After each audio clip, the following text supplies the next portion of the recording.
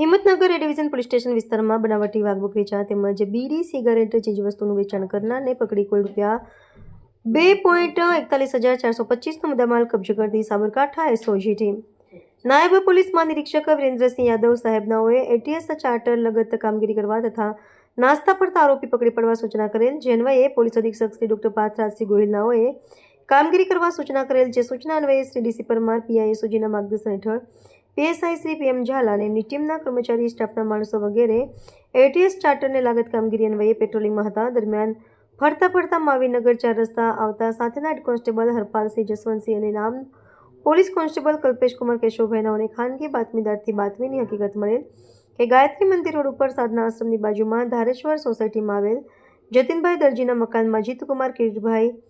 શાહ ભાડેથી રહે છે અને તેમના મકાનમાં અલગ અલગ કંપનીની બનાવટી બીડીયું, તમાકુ, સિગારેટ રાખી વેચાણ કરે છે